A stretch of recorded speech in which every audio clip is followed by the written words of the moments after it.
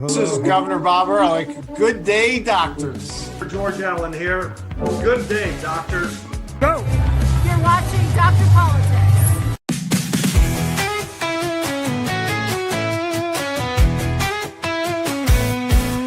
They're Dr. Politics. He's the one to see. Breaking down the news with sharp analysis. From Congress halls to campaign trails, he tells the truth when all else fails. They're Dr. Politics. Dr. Politics. Exposing the spin, the lies and tricks. Dr. Politics. Dr. Politics. He calls it straight, no politics as usual. Love from backroom deals to primetime fights. He sheds some light and sets things right. Debates, elections, policy. He cuts through all the DC sleaze. Oh, Dr. Politics. He's got the facts. Dr. Politics. No holding back. Dr. Politics. Go away.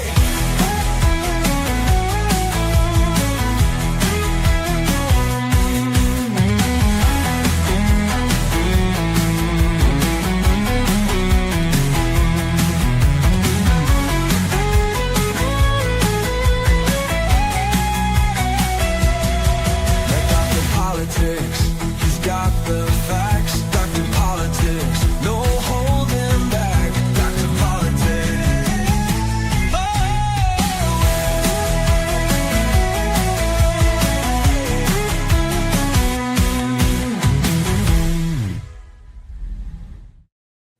Good evening, everyone. It is Friday, July 17th. 2026 is more than halfway done.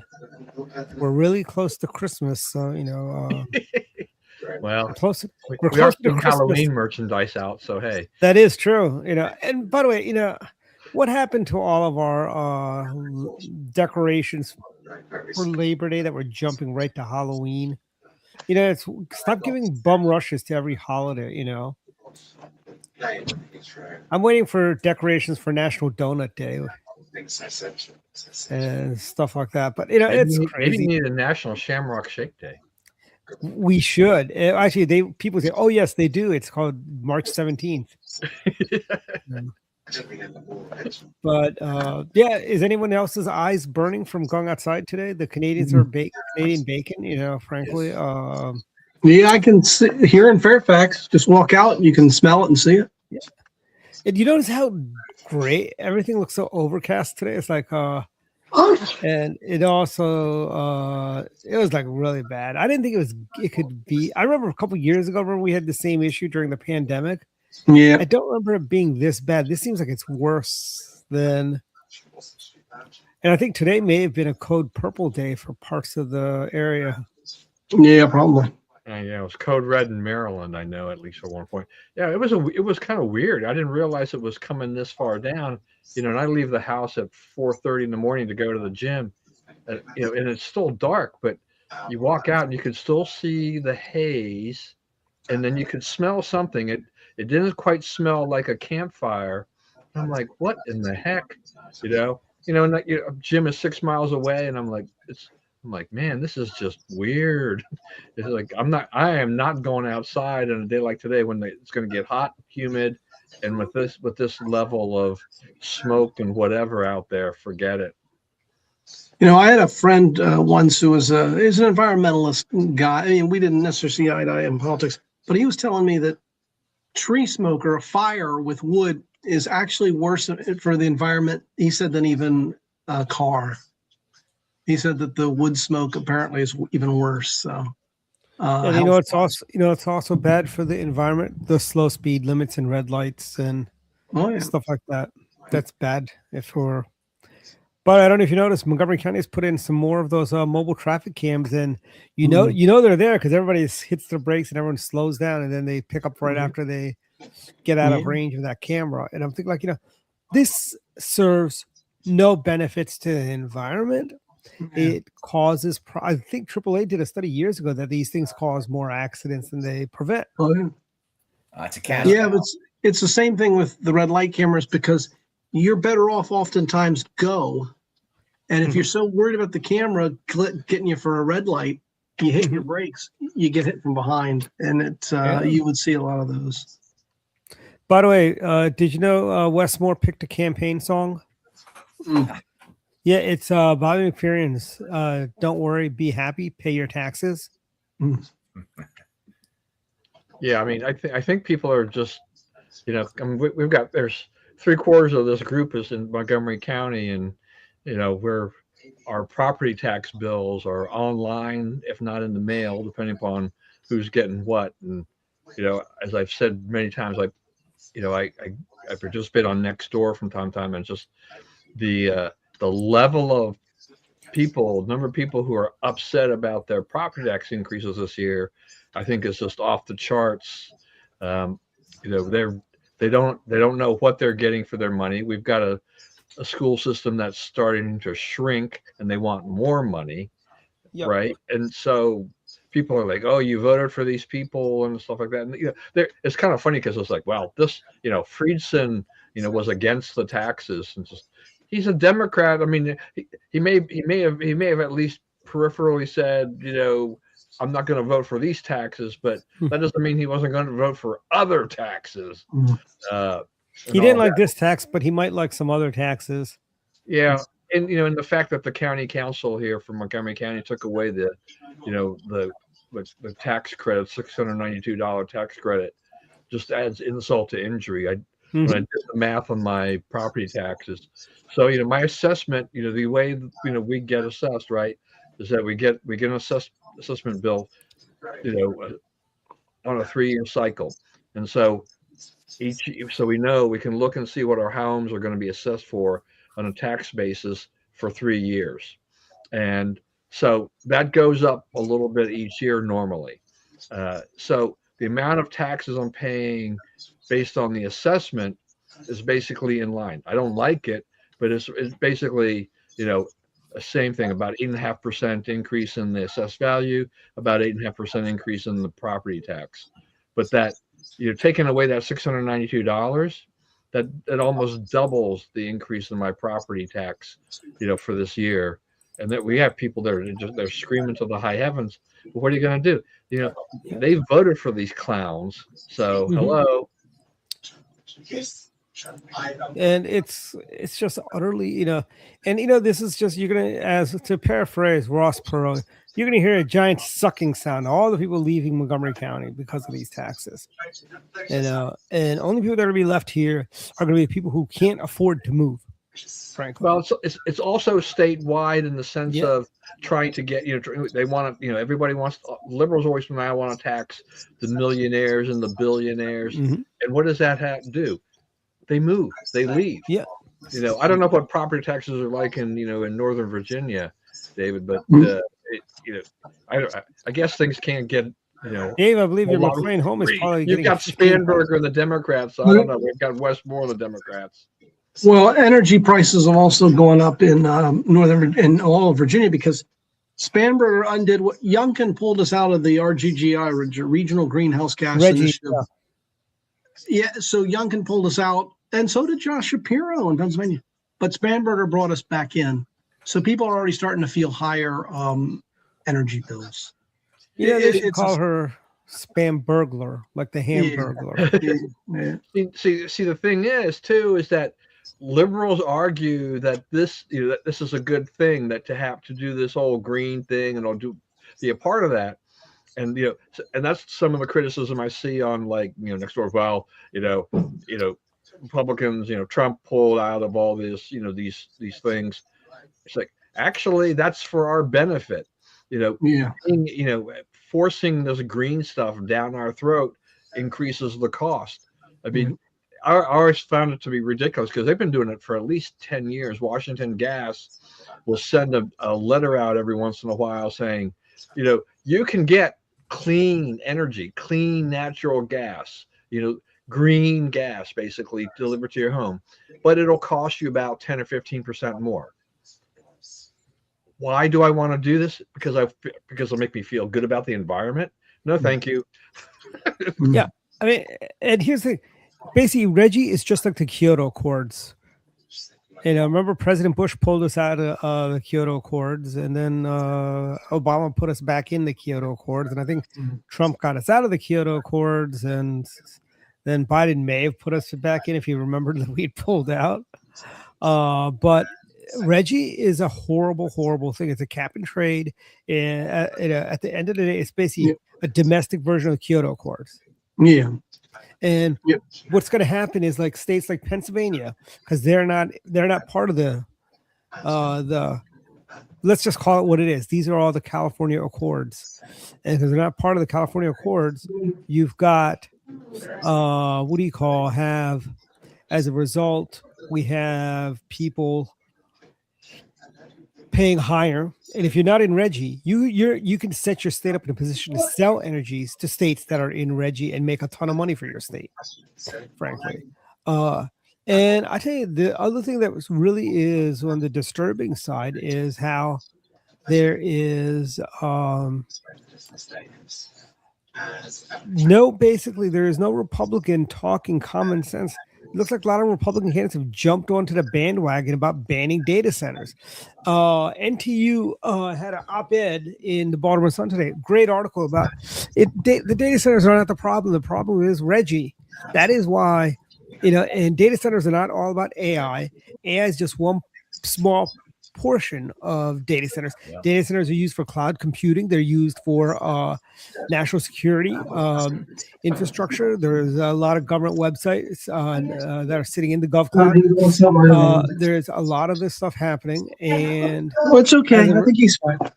As a result, we've got these people that are, Democrats and Republicans are signing. Like even our nominee for governor, Dan Cox, put something out there, no to data centers, and I'm like, Dan, we're the party of free enterprise. We believe in data centers and innovations. And I was talking to a friend of mine who lives down in Front Royal, and we were talking about, because last week they had this whole dust up about banning data centers. I mean, these are the same people that also banned Walmart in Front Royal. They don't want data centers. And I tell you, data centers do a lot less harm than Walmart does to your community, frankly. Yes. And where's the argument? I mean, go when these companies said, look, fine, we will pay for the infrastructure, for the electricity that we will use. We will pay up for this so that we can do this, so that we basically are not going to impose extra costs to residential customers on the grid. I mean, they're willing, they're willing to step up and say, we'll go ahead and pay. It's a little bit like blackmail or greenmail or whatever you want to call it, but they're willing to go ahead and do that. So I think they're already saying, we're there. We want to make this neutral to the residential customers, and they should not be the target of all this nonsense. Yeah, I mean, I made this a big part of what I did running for Congress. I mean, I was shocked at how willing we were to just bury our head in the sand on what is the inevitable. This is the AI economy arriving, and why by high energy requirements. Yeah. You either participate in this and shape it, or it's going to move right past us, and we'll lose all the benefits of reinventing our economy. Not to mention the national security implications. I agree, Dwight. I'm shocked that we're jumping on the worst possible bandwagon. And what I'd like to know is why Montgomery County is the worst of the worst Democrats in the state of Maryland, right? They have a moratorium on data centers. When did we start agreeing with Democrat policies? Why are we? I think there was a warning for CD6 was going around bashing data centers. Data centers are. I mean, what would you rather have in your neighborhood, a data center or a super Walmart, right? Where Walmart has a large footprint, the parking lots, you can have, and Walmart does bring other things to your community. That one, it brings those big bright lights if you're living there, that are on all the time at night. It also brings the element of vagrants who hang out there, and I think the vagrants might be not as much as in the past when there used to be 24 hours. But I think since the pandemic, I don't think there was a single Walmart that's 24 hours now. But Walmart kind of disrupts the traffic patterns on the roads. These data centers are not messing with the traffic patterns. You're not having millions of people go there every single day. I mean, what would you say the average foot traffic through a Walmart is, Don, on a day? About I don't know. I mean, it's pretty high. I mean, Walmart, didn't get to where they are today without, understanding how to develop, an incredible business. It's a pretty busy store. You go there, in the peak hours, and the places are just jammed. mm-hmm. I still remember in North Carolina, I think it was, I was down there, and we were on a Friday night, and we're like, why is this place so crowded? I mean, it was super crowded, and they were like, well, hey, it was the first day that the SNAP benefits hit. By the way, Don, if you had to guess, would you? Let me just give you some ranges: 2,000 to 3,000. 3,000 to 6,000, 6,000 to 10,000, or 12 to 20,000 is the average for average daily traffic through a Walmart. Oh my goodness, I don't know. I mean, are they gonna be in like the 10,000 range, or? Yeah, it's actually Looking close. 10,000, and around the times they say between October and December, 12 to 20,000. Yeah, I mean, think about Black Friday or something like that. Yeah. Oh, I got to get that TV that's made especially for Black Friday. That's gonna die 2 days after Christmas. I gotta go buy it. But it's only $49. Yeah, I mean, I did buy a TV on Amazon Prime Days. It was a good TCL deal. It was like 2 something is what I paid for a 65-inch TCL, and I just thought it was too good of a deal to pass up. Did I need it? No, but it was a deal. Yeah, I guess I wish my TV had died during Prime Days instead of after Prime Days. Yeah. But you still get good deals on TCLs, Don, at Best Buy. No, I mean, look, I mean, TCL, I mean, and they're a good television too. I've bought nothing but Sony Bravia TVs for the last 20 something years, and we loved it. But Sony is basically going to a partnership with TCL starting next year. Yeah. So, when my son recommended TCL because he has one, we went and I kind of looked on there, and so the choice was buy it at Costco for the same price with a 5-year warranty, 2 years, I think, at Costco, 3 years through their Allstate protection, or buy the TV through Amazon for the same, for that price, but then they're throwing in a 55-inch TV, right? And I'm like, yeah, I'm going to risk it and hope that the TVs are fine, and then I'm just, getting a 55-inch TV to replace my 37-inch TV. I'm good with that. I think I can handle that. I had a friend who used to work for Circuit City, which Don, is many years ago. Yeah. He was telling, he goes, never buy the extended warranty. He goes, if your TV is going to die, it's going to die in the first 60 days, and that's under manufacturer warranty. You can bring it back, and we'll give you a new one. And I mean, usually the problems I've had with my televisions has been, towards the end, after 7, 8, 9 years, they're not lasting 20 years, but if I get 10 years out of a TV now, that's probably good. I had a RCA TV that lasted me 20 years almost. Yeah. Oh yeah, they could last that long. The old days, I think they almost seemed like they would last forever. I mean, it was one of those console TVs or whatever. So yeah, I had one of those big console TVs that weighed a ton. I had a Hitachi. You remember those Hitachis? Yeah, those little red Hitachi. Yeah, they make cranes also now. Yeah, it's interesting. The other reason we chose Amazon though too is that for $70, I think it was, they would deliver it, unpack it, and haul away the old TV. That's a good deal. Yeah, so we're like that's it. That was the final selling point. And the other TV is going to go down here in the basement, and I could have had it delivered in a couple of days, or to my doorstep, or wait a few extra days, and it's going to be delivered to me tomorrow, the 55-inch tomorrow, and they'll bring it to the room of my choice for free. So I was like, okay, yeah, I don't want to be carrying a 55-inch TV with my wife, but I will help the delivery person get the TV into the house and down these stairs, and then he can just leave it just like that as it. I'll unpack it and I'll set it up after that, and I'll be fine.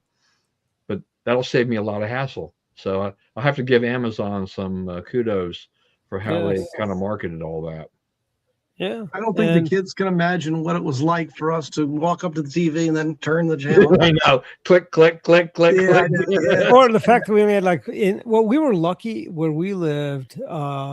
We had our 3 network affiliates, and we had 3 PBS channels, which nobody really watched.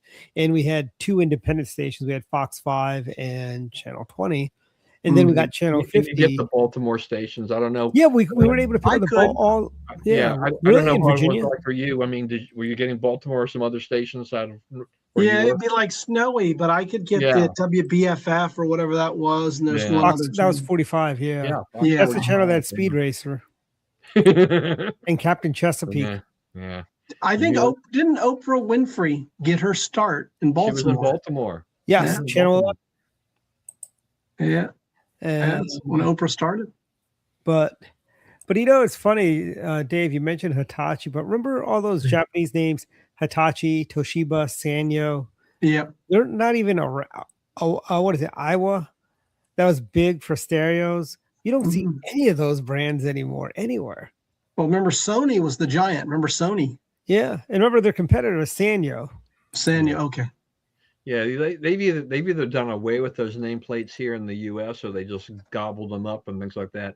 I should look the next time I go to Japan to see if they're still selling some of those kind of things in Japan itself. Well, I mean, Sanyo was really big in Japan. Remember like in those Godzilla movies when Godzilla's rampaging through Tokyo, there's like this Sanyo sign that he always seems to rampage through.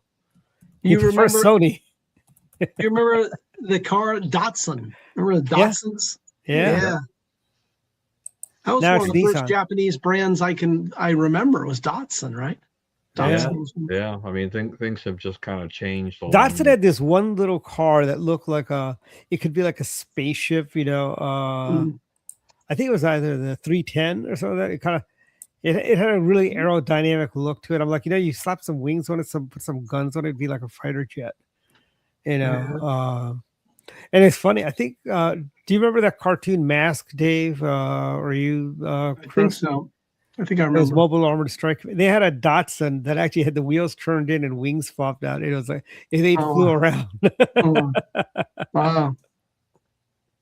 It was like Transformers, but the cars just turned into different things. Well, I mean, Datsun is basically what? That's Nissan, right? So yeah, I guess so. Yeah, now there's still Datsun around the world. I think they're still known as Datsun. I think they could be. I mean, you go overseas, and you definitely see brands that may have existed here briefly for a while and things like that.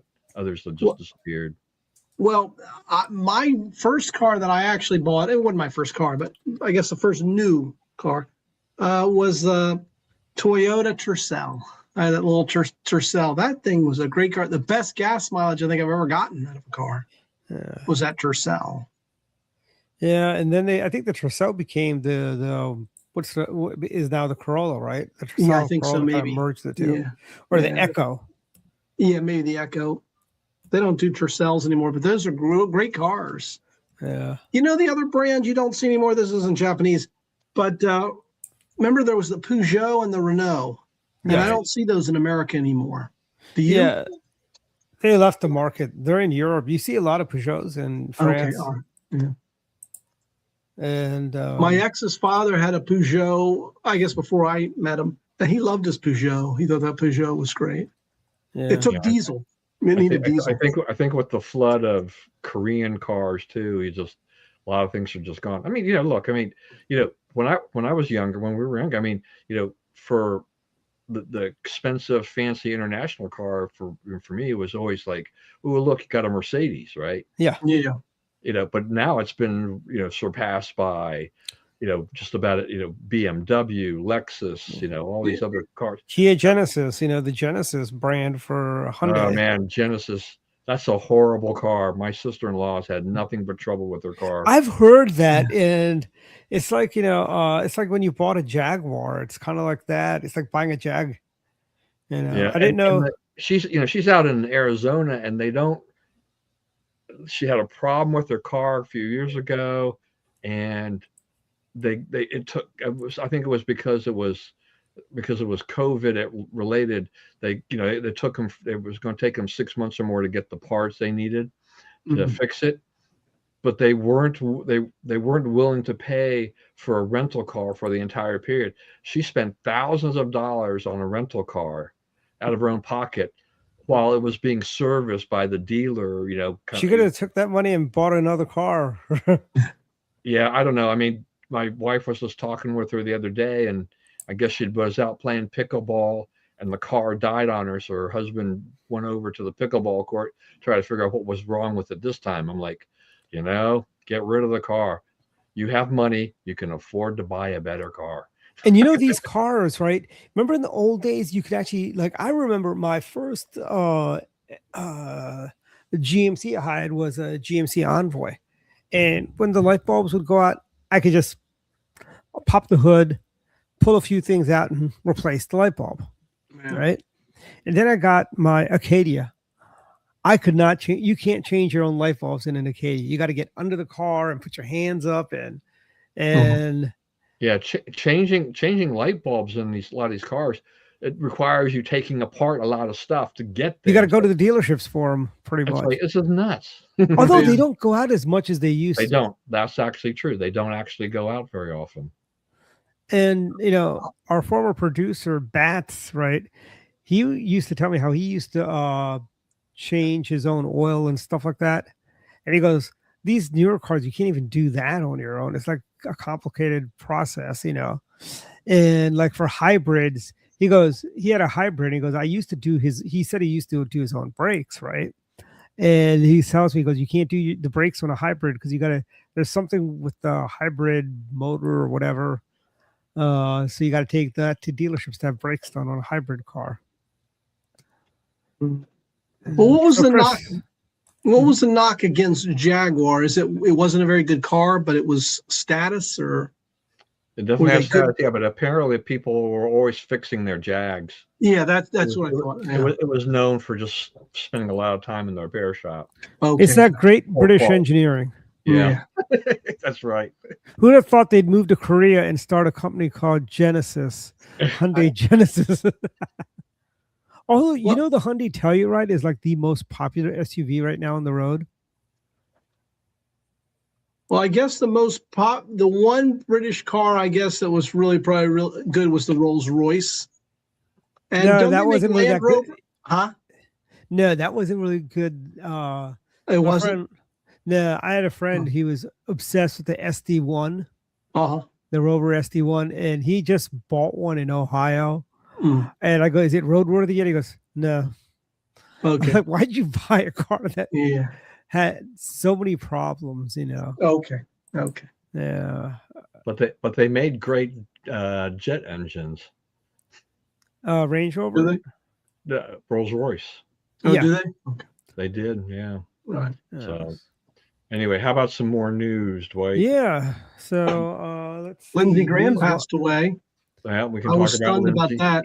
That was pretty shocking. Yeah, it was. He was only 71, and it shows you how fragile life is. When this guy at church told me that Lindsey Graham had died, I'm like, what the heck are you talking about? No, I couldn't imagine that. So yeah, when my wife told me when I woke up that morning, I'm like, what? They're just like it just didn't seem real. Yeah, everything. Yeah, but he was a powerful senator. He had a lot of influence. And and I had a column about this, by the way, talking about him.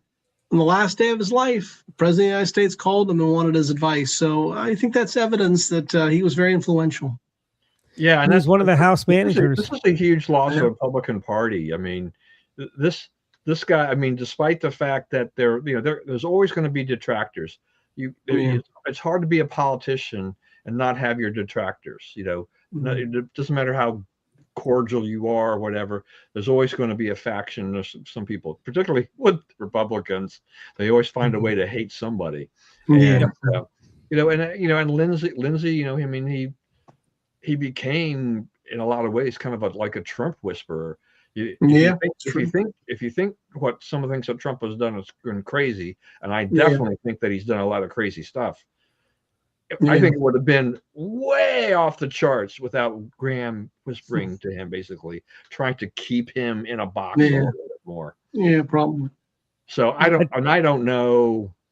Yeah, I mean, the seat is, I think the seat is definitely a safe seat because of South Carolina, but the type of politician he was and what he did, it's going to be hard to replicate. Remember, they did elect Fritz Hollings as senator. He was the long. I mean, that's a different time. I mean, Fritz was that's a different guy. I mean, I think we've talked about those blue dog Democrat type of people. I mean, those guys thrived, at a time that was just very different. Well, yeah, and remember Fritz Hollings was the moderate conservative Democrat. Also, you had John Spratt, I think was his name, was a budget committee chairman, kind of a blue dog. You had a bunch of them. John Ginrett, although I don't think he was a blue dog. I think he's generally kind of liberal. You remember John Ginrett? Yeah. Chris wouldn't remember. Chris is far too young for this, but John Ginrett, a wild guy. He had, he had a lot of run-ins with the law. And even after he left office, the guy was busted for like shoplifting. I mean, and even he described it that he had larceny in his blood, and the fact that the guy was just a natural crook. It was just the way John Ginrett was. Hey, that was the right job that he was in. He had the right job though to be a natural crook. He did. Being in Congress, he did. But he had a wife named Rita Ginrett, very pretty. And this was before Chris's time as well. She had posed in one of these magazines, I never saw the issue, but she was, and I think she's still with us. I think Rita Ginrett is still alive. She could be. Yeah. That's been you're taking us way back there. Yeah. Oh, but by the way, one last story about his criminality. It turns out he had some real estate deals. Here's the thing. He sold a bunch of property in Charleston. Well, he sold property in Charleston, but guess what? The property was in the harbor. It was like a scam. I thought he was the guy that sold the friends on Whitewater, the Whitewater real estate deal. I thought he was part of the Whitewater real estate deal. Yeah, something like that. I want to say too about Lindsey Graham. I mean, I never met him, but we had the I don't even know how to describe it. I guess those of you who know Benny Johnson, who's all over the place, with his videos and commentary and stuff like that. And so when Benny first came to DC, he was our intern, and he was already in that kind of, I want to make videos and stuff like that, and we haven't been doing any of that at AIM up to that point in time, and so he was he started going around and creating a bunch of videos, and he did one that I didn't actually approve of for posting on the YouTube, but he had gone to he had like this hot dog cookout thing with Lindsey Graham. It was funny, but it was also a little bit risque in some of the language and stuff like that. I'm like, this is not what I want to have as part of our image. But it was but I want to say this only because Lindsey was willing to do just about anything. I mean, he was a down home guy, right? I mean, Benny Johnson was a total no one when he came to AIM, and then he went on and, I'm glad that we've had a fair amount of distance because he's plagiarized so much stuff in his life. I don't want to be associated with him, but at least I knew him when he started, and there was definitely talent there. Whether or not his scruples were all in line, that's a whole nother issue. And I actually did meet Lindsey when he was our Red, White, and Blue dinner speaker a few years ago. Heck of a nice guy, really nice guy. He actually, he reminds me a lot of Governor Landry. He sits there and talks. He's got that folksy, Mayberry RFD vibes, just like Governor Landry did. And I mean, Lindsey was a stand-up guy. I first got to know Lindsey Graham when he was one of the House managers. Mhm. You know, and for some reason, I thought he was also one of the singing senators, but I found out he was not. I thought he was. I thought he replaced Jumping Jim Jeffords when he left. But that being said, I mean, we lost a great member of the United States Senate. You know, I don't think we'd be saying this about other senators if they. No, that's true. Yeah, and I think you know, I mean, I think his death really shook up a lot of senators from both sides of the aisle. Yeah. I mean, this was so sudden, you know, and despite the fact that there are people there in the chamber who did not really like him or agree with him, you know, this is just, you know, just sent shockwaves through the Senate chamber. Were Yeah. you shocked what the media was saying? Like Ms. Now, they were trashing Lindsey Graham. Well, you know what's really dumb and really pitiful is, you know, the View going out there and saying, you know, this, you know, I think it was Joy Behar, you know, Yeah. putting his sister in there as the caretaker. This is all DEI, which, you know, Trump and all these people have fought against. Is like, it's like how many wives and relatives, you know, have subbed in, you know, when their spouses and loved ones have died in the past. Nancy Castlebaum, when her husband died, she became plenty. I mean, you know, right? You can. There's a fairly good list of people. Mary Bono, who died in office. Yeah, you know, and yeah, but you know, this is the hatred from the View to Lindsey Graham's like, oh, well, his sister's just DI. Well, we all know too that the sister is only, you know, is probably only planning on staying in office. Yeah. Until a successor is elected. Yeah. Yep. Also, remember Debbie Dingell. Isn't she the wife of John Dingell? She is. Yep. Mm-hmm. Yep. I mean, we've had a lot. I mean, there's been a lot of. What was it? Hale Boggs died, right? And Lindy Boggs, that's right. Cokie Roberts' mother. Yeah. Was Lindy Boggs. You know what's funny? The dad was not as liberal as Cokie or Tommy, frankly. Right, Hale Boggs. Yeah, you're right. Yeah, that's true. Even though he was a Democrat, you know. But I mean, Tommy Boggs just became like crazy lefty. I once ran into him at the Palm in DC. Is that still around by the Palm? Is that still even open? I think it is. Is it? It's not as, I guess it doesn't have the same cachet it used to have because I did see that it was too expensive for my taste, so I don't know. They don't have the Ted Kennedy, Chris Dodd fun room, I don't think.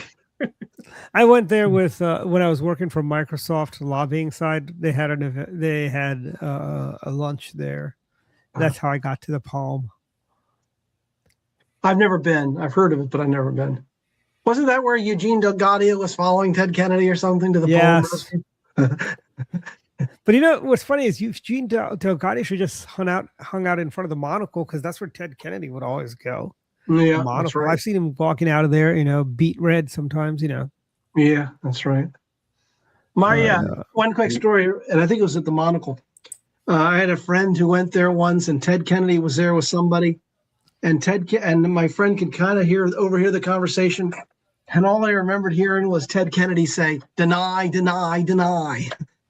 So was he talking to Bill Clinton on the phone? I don't know. He just said he kept hearing Ted Kennedy say, "Deny, deny, deny." So there's a book out there somewhere about writing about Maryland politics. Maryland's got a really, you know, you don't think Maryland would have such colorful political people over the years. We've had some very colorful people on both sides of the aisle. I mean, Louis Goldstein, Robin Ficker comes to mind, as does Helen Bentley.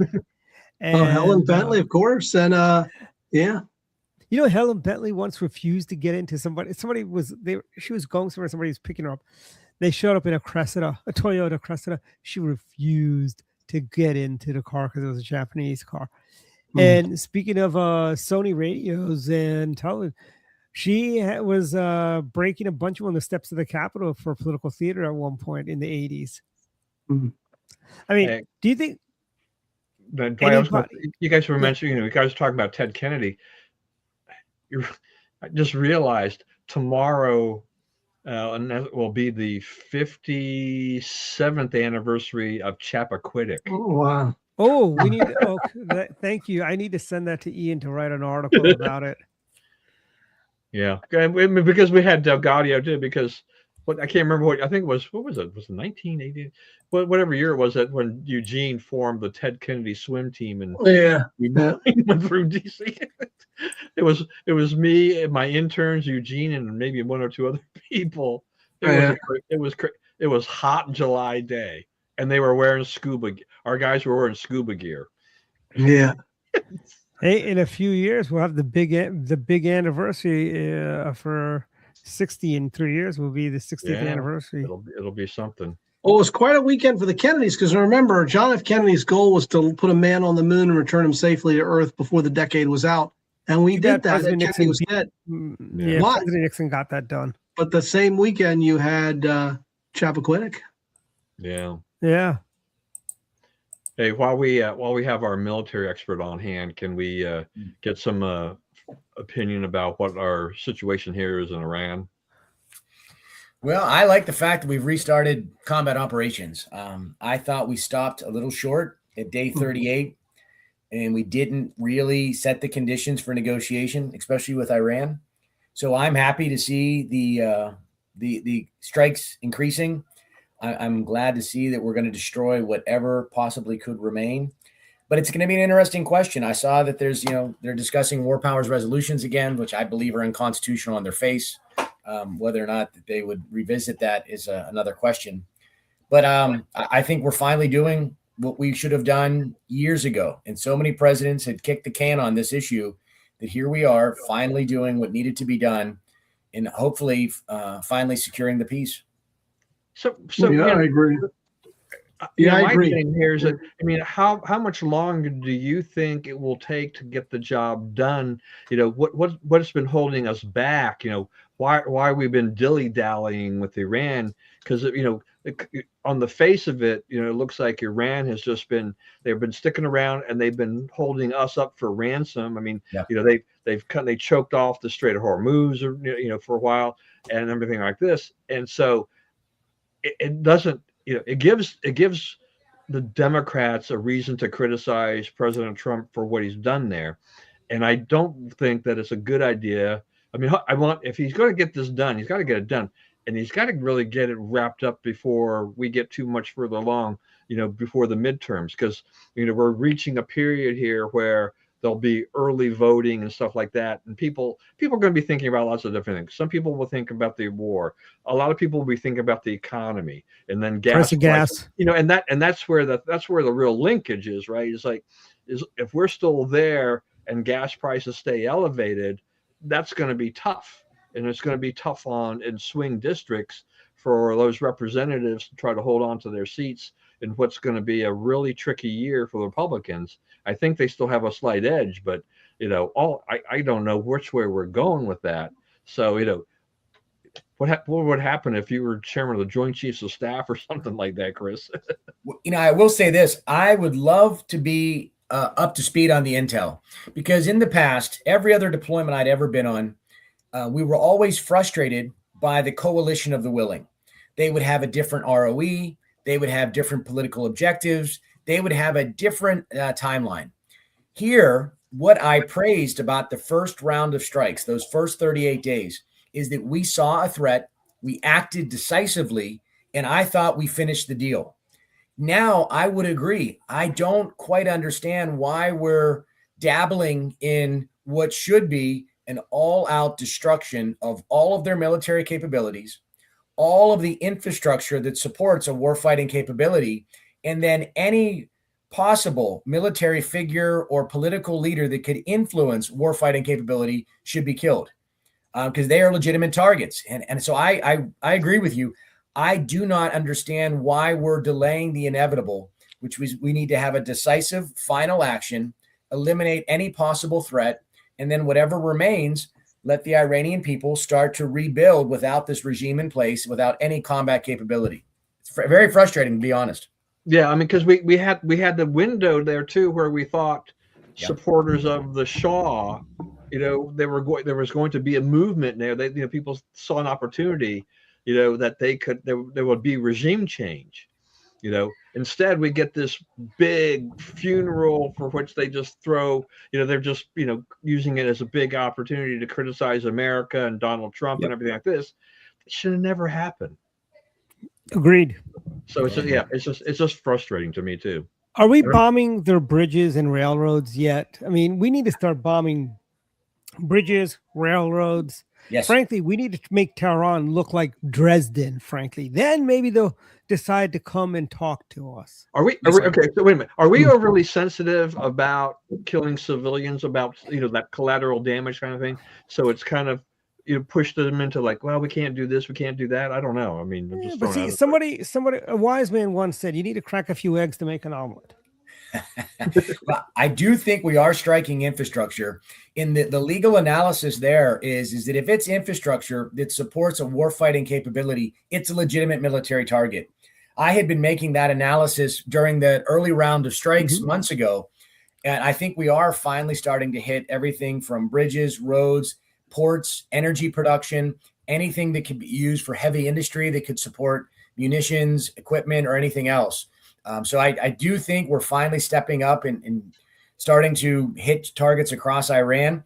I think there was always a hope that we would try to do as little damage to the infrastructure to leave behind a viable path for whatever the next regime was going to do by the Iranian-led response. But I think that day is come and gone. We got to now do what has to be done to eliminate this threat to U.S. interests and the region. Yeah. Have we thought about mining Iranian harbors? I know we frown upon, but if we were to mine the harbors, so they couldn't even get their little Boston whalers out to attack ships in the Strait of Hormuz. Frankly, I think if we mined their harbors, kind of like the way we did in Nicaragua, frankly, supporting the freedom fighters there, I tell you, that would be, that would like put them kind of on notice that, hey, look, we've got mines too, and our mines are better than your mines, frankly. I mean as effective as that would be to close them out, I mean, our military has extraordinary capability.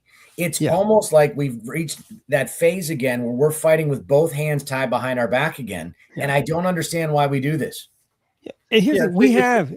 Let me just say it. It's infuriating to me too that we've allowed them to control the Strait of Hormuz, with the threat of firing on ships and stuff like that. We should have been taking out any of their infrastructure that would have, remotely allowed them to do that, so we could have safe passage of ships through the Strait of Hormuz.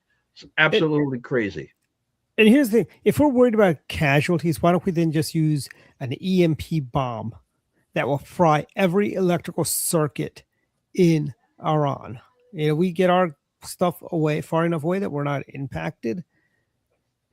That you take out everything with one strike. And I do think, and I've always thought that we do an excellent job of adhering to the rules of the laws of armed conflict, or the rules of law, or the rules of war. What you don't want to do is damage infrastructure that will have an outsized impact on a civilian population. The problem with an EMP is that it would destroy everything, to include hospitals, to include water purification, and to include things that produced food for a civilian population.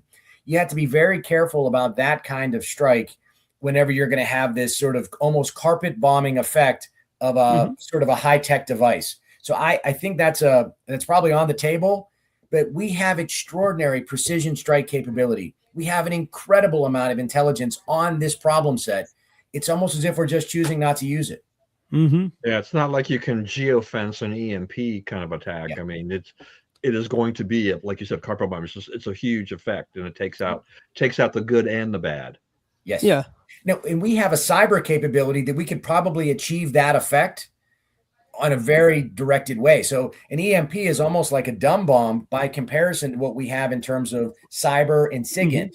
So I think there's a way to do everything you just said, Dwight, but why we're not using it, and it's not as though we have a restrictive ROE. We know that Hegseth and Trump, if somebody said, hey, that we've got it, I'm surprised we wouldn't have used it already.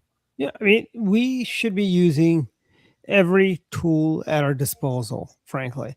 Let's just be frank, right? Iran is not a signatory to the Geneva Accords, frankly. They are not. And why are we, honest to God, we leveled Tokyo in World War II.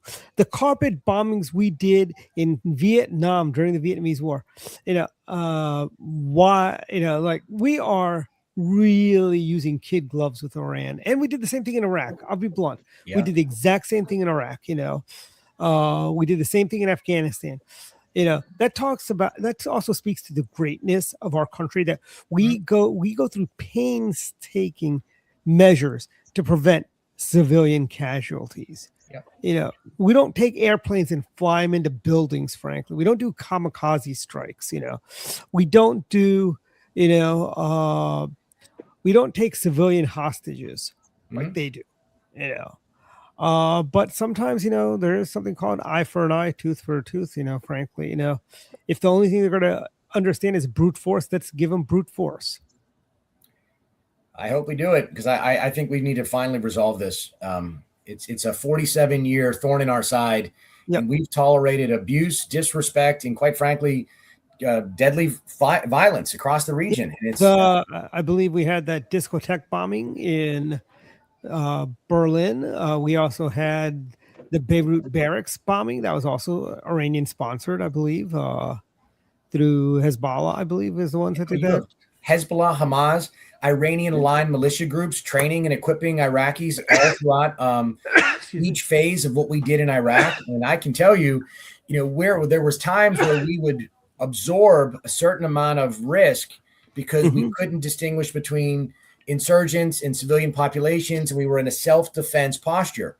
But we have a state-sponsored military that we know, military targets. They wear uniforms. They have what we would expect to be, targets that we can engage on a status-based approach.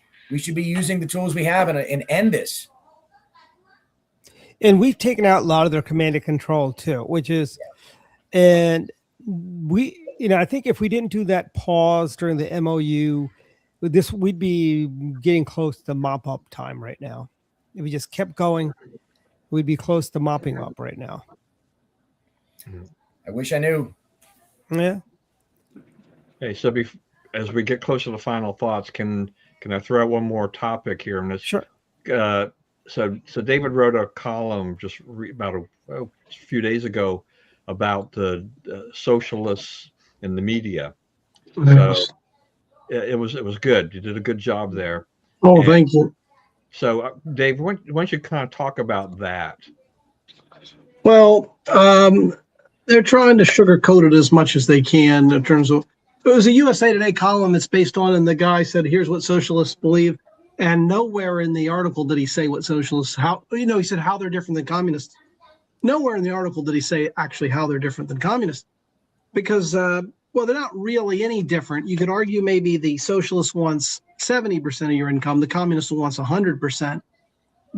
I mean, if you wanted to argue, that's a difference. But it's based on Marx's view, from each according to his means to each according to his needs. So it's a redistributionist philosophy.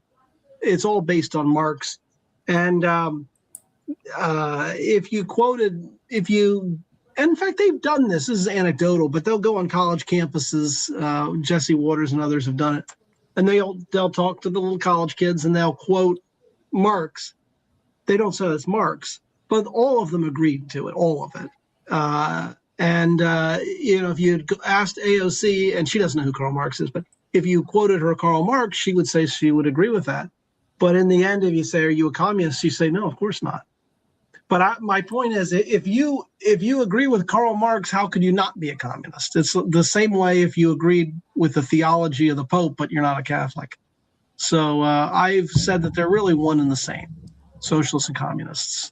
Yeah, in the media, I mean, the media is playing along, with this. I mean, they've been writing. I mean, there've been a lot of Democratic socialists have been winning quite a few races here during this primary season, and that definitely is shaking up the Democratic establishment.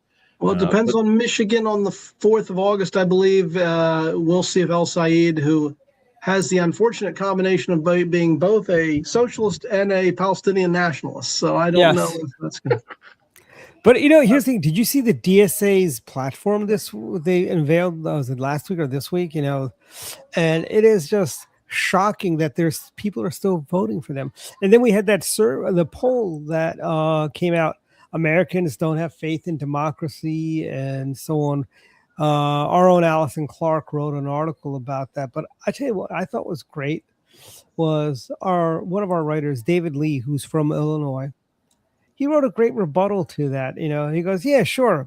In the big cities, you may not trust the government. You may not believe in democracy or American exceptionalism. But in small town America, we go to church. We actually do like our local politicians. We see the mayor at the local diner. We hold him accountable when he does something stupid. We know the sheriff and everybody, and that's a really good point.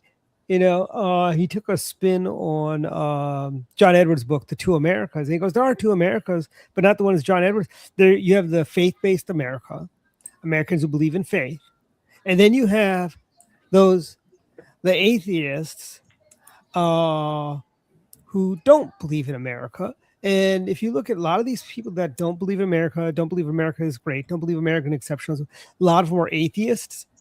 And they basically think it's okay to take other people's stuff, frankly. And that's pretty much what communism is. They want to take other people's stuff, and then they run out of other people's stuff. Yeah. Well, go ahead, David. Well, and even in the case of the concepts are different for young people, I think, today. Even if you ask about freedom of speech, I mean, we grew up with the Voltaire line. I may violently disagree with everything you say, but I'll defend to the death your right to say it. Today, I'm not sure that young people believe in freedom of speech. I think they don't. I mean, the reactions. No. Yeah. Like we've got a lot of these college kids that write for us, and that's how we got Ian. Ian wrote an article to the Georgetown school paper, and they refused to run it. And it was a commentary on anti-Semitism on Georgetown's campus. And he sent it to me, and I go, yeah, we'll run it, So we ran it, and that's how we found Ian. And then Ian found a couple other writers, and now we're up to like 22, 24 different writers that write for us. Some write a couple times a week, some write a couple times a month, some write a couple times a quarter. But we've got some great articles on mcgopclub.com. And we have a great one if you want to see. It's kind of a recap of the AFT conference going on this week with all the which I could call it a mini Democrat Party convention, because everyone there is out there bashing Trump, bashing MAGA. They all want to take back America, and there's something wrong when that's what they're espousing, frankly. Did you see in the main Senate debate, they had this guy, literally like a guy, Ashley Webb. I looked at that picture. I'm like, that's a woman. It didn't even try to look like one. Not even trying. It's like if I just like put on a dress. I mean, not even trying to look like. That was so embarrassing. So is he trans, or is he just a homely looking gal? I thought a guy in a dress. That's really about it. Yeah, that's pretty embarrassing. I mean, that whole thing in Maine is just a complete mess. Well, I tell you, Susan Collins. Yeah, she's gotta be happy. Should win, frankly. Here's the thing: Susan is hardly a rabid MAGA Republican. People in Maine know Susan Collins. Susan, like Connie Moore, much like Connie Moore, she votes with us when it counts. Mm.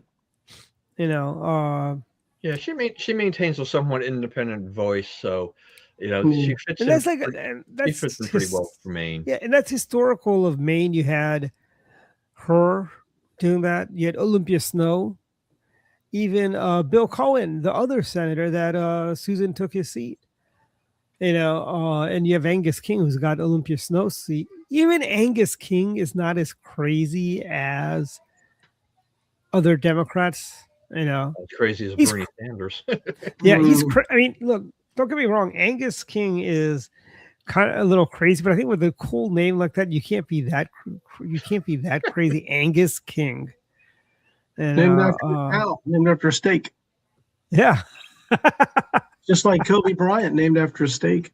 Hey, I just wanted to add one more thing to the whole socialism thing, though. Is just so Nancy Pelosi was at some event or something that it said PBS in the Cascades or whatever.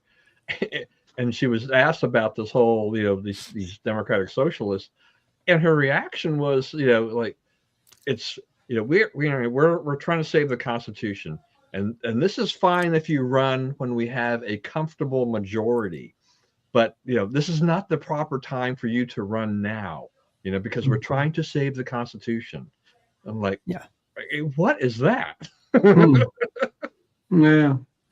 That it's just these people are crazy, and let me just mention one little thing. Hey, I found Dan Cox. Okay, I think I found the campaign slogan for him. Hold on let me share it. This is going to be hilarious.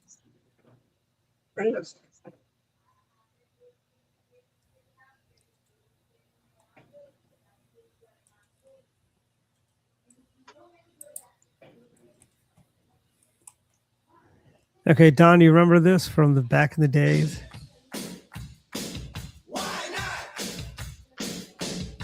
This could be Dan's campaign song. Why not Dan? It figures it has to be an Orioles thing, right? Yeah, this was their theme after.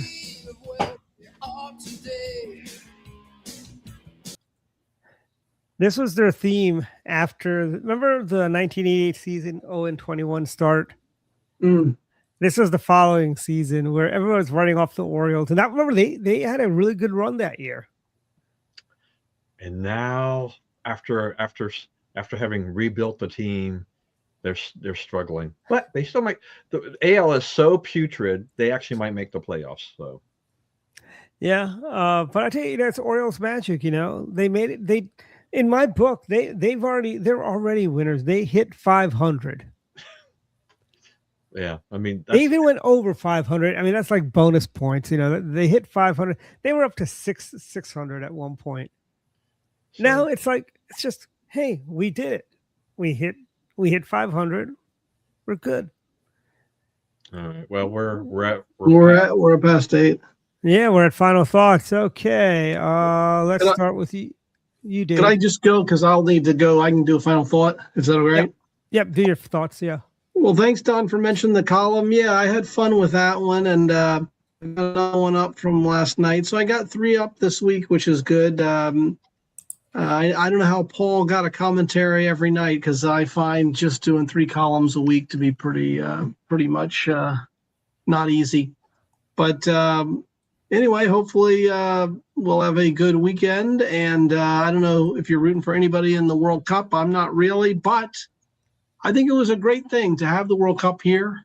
It is the world's #1 sport, apparently. It is probably the biggest event. I guess the World Cup's probably the biggest event in the world, really. So it was good to have. And maybe it'll spark some more interest in soccer in America. I don't know. But well, it exposed all those people from all over the world to the United States. Yeah. They got to experience it for themselves rather than read about it through the media, which the leftist media, which will bash the U.S. are like, oh wow, look at this, you actually have freedom here. Yeah. And they also took ranch dressing back with them, and it inspired the travel size bottles. They actually started making TSA approved sample sizes. That's good. But anyway, that's about it, guys. And okay. We'll see you next time. All right. See you next week, Dave. All right. Okay, Rich. I'm sorry. Dave, you're next. I'm sorry, Chris, you're next. I'll keep it short. I've been on my thank you tour for the last couple of weeks, going to all the clubs and central committees, thanking the volunteers that helped out with the campaign. Really making myself available to the candidates that made it through across all 5 counties. So I've really enjoyed this entire experience. I can't believe it's already been a year. I can't believe the primary is over. So I'll be continuing that trend this weekend. I'll be at the Montgomery County Women's Republican Club tomorrow afternoon. Next week, I have the Montgomery County GOP. I'll be up in Washington County for the Women's Club. And then I'll be pushing out my resume in CV in a summer that I expected to be campaigning. It looks like I'll be job hunting. So things are good though. I can't complain. It was a great run. Cool. Any basically have you spoken with let's say I believe our AG candidates reached out to you, right? Yeah. Jim's a heck of a good guy. He really is. We've sat down a couple of times. I did his campaign manager. I had done a couple of podcasts with him during my campaign. Oh, nice. So Mike's I really like yeah him and his team. So I'm going to help them out wherever I can. That is I awesome. think he's got a great message and he's a great candidate. Mm-hmm. Cool. But other than that, I hope we finally finish the job in Iran, and I'm looking forward to what this summer is going to bring in terms of how these campaigns shake out and in trying to hold on to our majority in the House. And I got a question for you. I want to know more about your PAC that you're looking to form. Well, I'm glad you asked. We're going to probably just take the innovation corridor and turn that into an issue or education type PAC, and that is aligning the AI economy, which is infrastructure, jobs, and energy production. And then I would want to continue to influence legislation and policy, and then potentially help candidates that align with how we're going to protect residents, but also set conditions to take advantage of the AI economy. And Dwight, you had mentioned earlier, I think a Walmart is much more destructive to a community than some of these well-planned data center campuses, which would include AI and quantum research, as well as advanced manufacturing, which would be good paying jobs for hundreds of people, not to mention the compounding benefits of associated businesses when you have good employment and all the other benefits. So I'm going to be part of this. I'm going to be doing an event next month up at the VFW in Frederick as a formal thank you to the volunteers. But I was going to announce the PAC formation at that event. Let me know if you need help with the PAC. We had, you don't have to spend a lot of money for like a website like you had, you saw what we did in the short time. No, I appreciate it. We'll talk offline, but that's sort of the direction I wanted. I wanted to stay engaged in that space. And then as I'm looking for work, I'm going to obviously focus on that connection between national security, foreign policy, innovation in tech with, my background in law and technology. So that's it for me. Thanks for having me back on. We love having you on. Yeah, we love having you here. You had a good time camping up in Pittsburgh area? We did. So we went up to Pittsburgh. That's where my family is from. So we spent a few days up there visiting. We're going to be going up again at the end of this month for a wedding. But these opportunities are precious. The time I spent away to be able to go home and see family and then spend time with my kids. These are all great. So thanks for asking. It's terrific. Thanks. So Don, final thoughts? Final thoughts. Okay, so Dave's gone, but I was gonna plug his other column, which was on Joe Biden writing a book and say get the auto pen ready. I thought that was a coloring book he had. I didn't think it was a real novel. And so I was, I hadn't really heard about the book thing, and then Dave mentioned there's a video that goes along with this whole thing, right? That announces the launch, and it's painful. Okay, I don't want to really make fun of any president of the United States. I mean, that's a hard job, but it's really kind of painful to watch this Biden video promoting this book of his, because you can clearly see, he struggled. I mean, is it really Joe or is it AI Joe? No, it's really Joe, but I mean, it's just, you can see he's just not the guy that, got elected, in 2020 at all. And, I kind of wondered how many takes it took to get that, so they could put it all together to do that. And as David pointed out, just some of the things that Biden was trying to take credit for. Do you really want to, either A, didn't deserve credit for it, or B, do you really want to get credit for pulling out of Afghanistan, for example?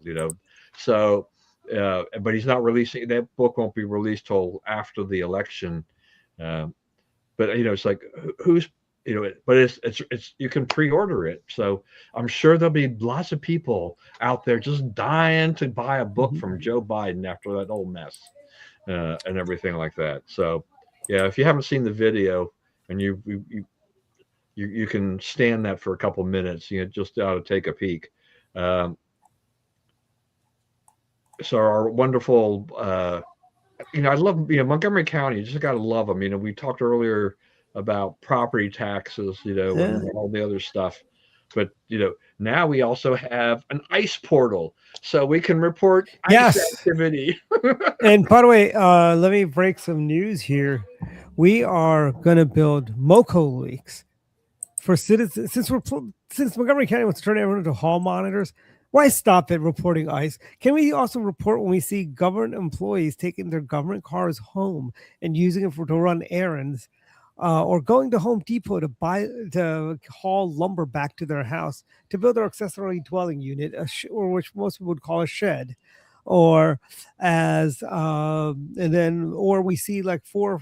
we see two government cars at a restaurant, for 4 hours. Is that really a meeting, or are you guys billing the taxpayers for a 4 hour lunch? I think we could have some fun with this portal, MoCo leaks. Yeah, you'd have to vet everything that's coming in, because the theory is, I'll tell you, the grand scheme is it's just to collect information, and then if we see anything that looks interesting, we can pass it off to a reporter to kind of do more investigating in there. I'm sure most of this, basically, it's MoCo leaks. Tell us what's on your mind. That's what we want people to tell us, And never know. See something, say something, and record something. And earlier I had mentioned on the View how they were how anti, how they had criticized the appointment of Lindsey Graham's sister as a DEI hire. But we also have Sunny Hostin, who's doubled down on her comments about the American flag. She says she basically thinks the American flag has been co-opted by the far right. So the American flag is now a trigger for Sunny Hostin. So can we have our viewers mail her American flags at ABC? I love that. Yeah, it's like everybody should just mail her a flag. You can send her a little lapel pin flag. It's it'd be like kryptonite to Superman. Yeah, no, I was thinking I like this idea.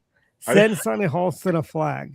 I love that. I think that, because we've seen things like that, right? Somebody says something and people get mailed like bricks or whatever and stuff like that. I remember they have to inundate her with American flags, because it's an absolutely ridiculous thing, to be living in this country and then to talk about how the American flag is basically triggering her. She's afraid when she sees the American flag because it's been co-opted by the far right. I remember Greg Gutfeld was complaining about his unicorn mug being broken. People started sending him unicorn mugs at the 5. Yeah, I don't know. Andy Rooney. I think like for Chris, I find those remarks offensive. You serve to defend this country. You're protecting the flag, and you've got this lunatic on the View saying how it triggers you. It's like, I'm sorry. This is just great. It's just inappropriate. It's crazy. So anyway, that I'll leave it at that. Well, let me throw this last thing, and it just came up before the show, which was United Airlines. Apparently, there's a memo. There's a memo out. How are you? That says if they're apparently thinking about if you don't want to fly into Palm Beach Airport, which is now Donald Trump Airport, they will accommodate you and rebook you at no charge. If you're triggered by flying into the Trump Airport, you get to be rerouted at no charge to Fort Lauderdale or someplace else. To be honest, I wasn't crazy about him getting the airport renamed, but this is just like, oh, come on, please. I want the president to rename Pennsylvania Avenue to Trump Avenue. There's going to be a lot of things that are going to have the Trump name on it before he leaves office. Okay, and the Washington Monument. Most people in America don't even remember George Washington. Why don't we call it the Trump Washington Monument? Well, if he'd been able to pull off successfully the whole renovation of the reflecting pool, I could see something there too, right? The DJT reflecting pool. Yeah. I made this reflecting pool great. Although I'll tell you this, he has done a great job cleaning up Washington D.C. The fountain by Union Station is beautiful, and it actually works now. And I think Emily Miller showed how workers had taken off the tarp off the statues that are over Memorial Bridge or whatever it was. Yeah. They had covered them in gold leaf again or whatever and restored their luster. So yeah, especially when gold is your favorite color, Trump was going, they're probably looking at us like, what else can we do? Well, I'm surprised the addition to the White House is not going to be gold leafed. Yeah. Well, don't just never know. Yeah. All right, back to you to finish it off. Yeah, our friend Ethan Gutman has a new book out, Don. It is the Zhajing procedure. I think I'm pronouncing it right. Zinjing. Here, let me share the cover out. You can tell me. Not Chinese. No, but I mean, you're a better linguist than I am. Okay, there you go. We should get Google Translate to do something about this. There you go. But Rusty wrote a great review about the book. The book's great. We had Ethan on. If you missed it, we had him on just the other day. And by the way, one other thing I do want to share, while we were on, Abigail Spanberger just unveiled her official portrait.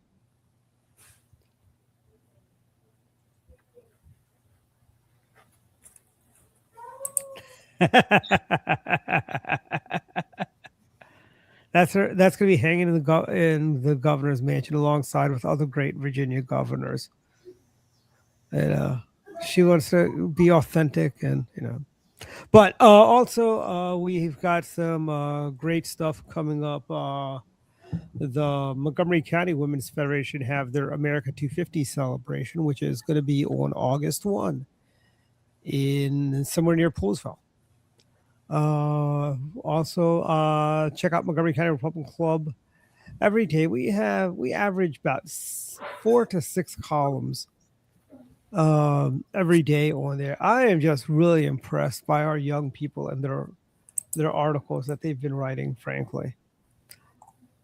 And we've gotten some some great praise. I know Spencer wrote an article where I created a graphic which went viral, and the Baltimore Sun even picked up that, which I think is phenomenal. When the Baltimore Sun calls you up and say, hey, tell us about that graphic, but check out the stuff we've got. And Chris, if you ever have any thoughts or articles you'd like to write, we'd love to publicize them through our social medias and so on. If you have anything about your tech corridor or your PAC or assessment of elections and stuff like that, anything you want to write about, that'd be great. And I think I've already created an account for you on there, so you can just go in there and type it and put it up. Yeah, I appreciate it. And we've actually just done here. Let me share this. We just did it's not a full redesign, but we kind of did a retool. We kind of changed things around on there. And let me share this. Okay, you see what we've done is we've got rid of the bento box up here. Now we got just 4 big blocks, and you can actually go back to up to 6 stories, and you can see some of the articles we've done. And here's a nifty little, you sign up right here, and then when you come back to the site, if you sign up, it'll come back and it'll have your name there. It'll say, welcome back, Dave, or welcome back, Chris. And this is our own custom calendar. It's not the traditional events calendar. It's just as easy to use as the event calendar you pay for. Has a lot of bells and whistles and additions on there. And we're slowly but surely changing a few things around, using a lot of custom plugins and so on. But we got some great stuff in the works. Like this is, if you want to, this is our page for all the writers. And this is just step 1. Eventually, we're going to get little bios from our authors to go along with these.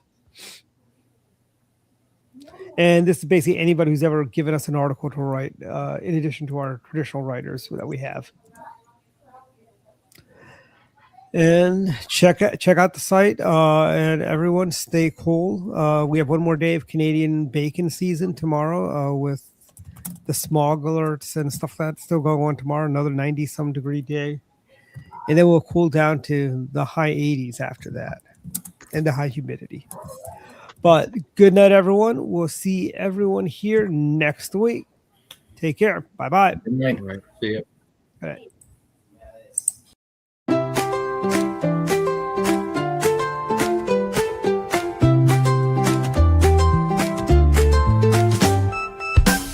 Let's go down to Missoni, where Italian cuisine shines. Let's go down to Missoni,